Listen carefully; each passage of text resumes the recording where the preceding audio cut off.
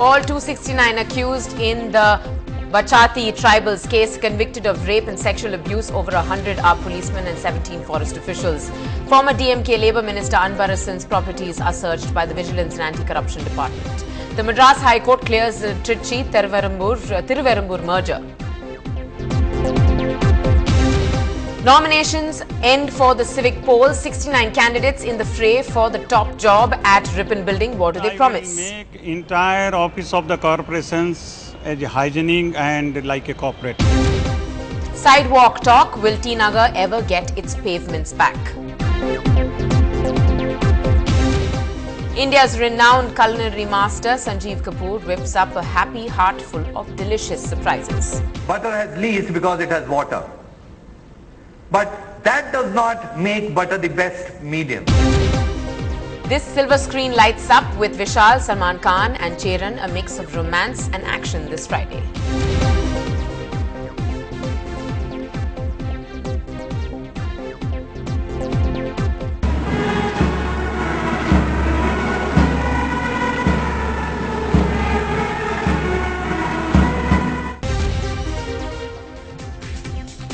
Good evening. Welcome to NDTV Hindu. You're watching Headlines Now. I'm Natasha Doraiswamy and it's justice served for the rape and abuse case in Dharmapuri. We bring you the latest details, but first the national headlines. The 2G note controversy cleared. The matter is closed, says Pranab Mukherjee and Chidambaram. In Sikkim, the Prime Minister visits earthquake victims, announces a 1,000 crore rupee reconstruction package. Narendra Modi will not attend the two-day national executive meet of the party in Delhi tomorrow, sources say. And Harbhajan Singh and Ashish Nehra left out of the first two one-day games against England in India.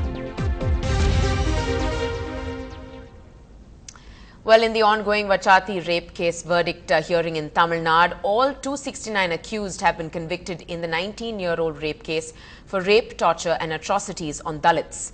The verdict has been delivered today by a court in Tamil Nadu's Dharmapuri district. In 1992, 18 Adivasi women were raped at Vachati in Dharmapuri.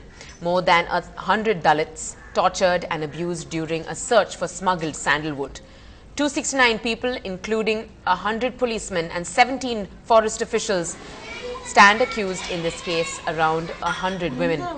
The rapes and torture occurred in a garb of searching for smuggled sandalwood.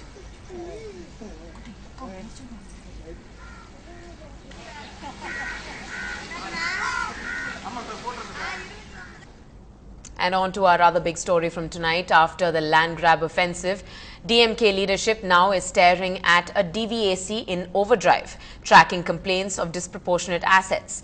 The Directorate of Vigilance and Anti-Corruption had conducted raids at the residence of former Tamil Nadu Minister and DMK leader Anbarasan. The raids are in connection with the charges of disproportionate assets. He was the Labour Minister under the DMK regime. These developments come after similar raids on another DMK leader, Ponmudi, earlier this week. The raids on Ponmudi were conducted in Chennai, Viluppuram and Puducherry. He is currently in jail at the moment. And around 10 residences of Anbarasan's family members were searched today,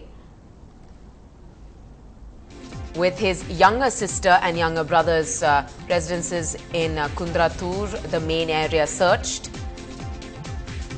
Other areas searched were of his daughter's property in Kanchipuram, also the property of his close friend in Perangudi, plus the properties in Ramapuram and Saidapet.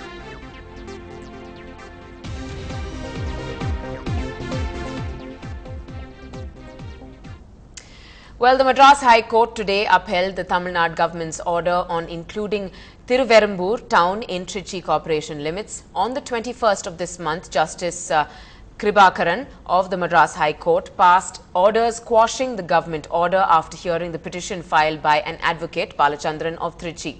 The state government filed an appeal before the Madras High Court challenging a single judge's order quashing the government's orders, and the case came up for hearing today. The divisional bench, comprising Chief Justice M.Y. Iqbal and Justice T.S. Sivagnanam, heard the case and upheld the Tamil Nadu government's order of merging Thiruvarambur town panchayat with the Trichy Corporation. Legal experts say the process of conducting local body elections in Trichy will now gain momentum following the High Court's order.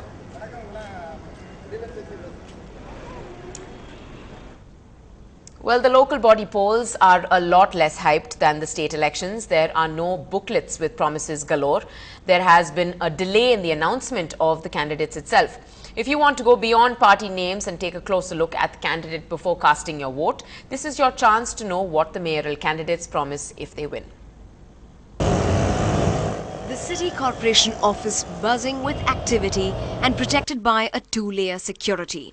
The last day to file nominations for the civic body polls saw the number of mayoral candidates reach a whopping 69. While Chennai's voters seem spoilt for choice, the candidates seem forced to think of innovative promises. First, I will make entire office of the corporations as hygienic and like a corporate. Then only they will be able to deliver the good material and good quality to the city. While some chose to think out of the box, a few candidates decided to bank on the newly expanded corporation and thus a larger vote bank. சென்னையை ரெண்டு பகுதியாக பார்ப்பேன்.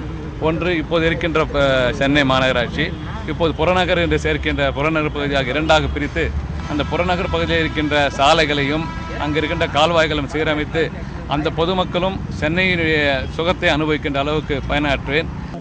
The VCK, though, managed to spring a surprise when they veered out of the promises of social change and actually promised a beautified Chennai. Chennai வந்து பொதுவாக சிங்கார சென்னைன்னு சொல்லிக்கிட்டு இருக்கிறது மட்டும் இல்லாமல் ஒரு புதுமையான ஒரு மாற்றமான கண்டிப்பாக ஒரு சென்னை ஆக்க முயற்சி பண்ணுவோம். Experienced candidates from the mainstream parties decided to stick to their ideologies and generic promises. Chennai மக்களுக்கு இரவு பகலாக பணியாற்றுவதற்கு தொண்டனாக பணியாற்றுவேன். இதெல்லாம் ஒரு வித்தியாசம் பண்ண வேண்டும். நாங்கள் எங்கள் ஐயா அவர்கள் பல்வேறு திட்டம் வைத்திருக்கார்கள். ஒரு முறை எங்களுக்கு வாய்ப்பு கொடுங்கள், நாங்கள் செய்து தருவோம் தான் நம்பிக்கையோடு இருக்கின்றோம்.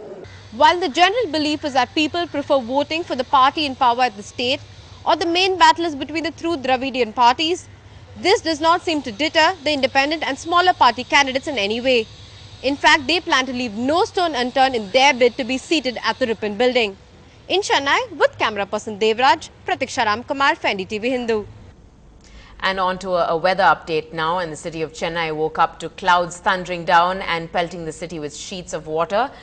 Heavy rains were pounding the city, overwhelming the water drains in some areas, but the city is getting some respite as the sunlight broke through the clouds. We had reports of waterlogging choking some key intersections and roads.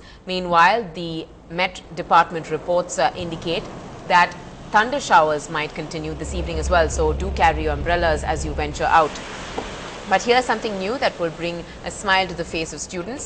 City schools have announced a holiday today due to the downpour, silver lining to the dark clouds indeed. Towards the end of the southwest monsoon season, normally thunderstorms would form over the parts of Tamil Nadu. One such isolated thunderstorm cell formed over North Tamil Nadu, and due to which rainfall occurred between 7 to 8 a.m. and rainfall was about 6 centimeters. What? Well, we go into a short break here on the bulletin, but coming up on the other side, a very special story of stacking up Kolu wheels. We bring you the details.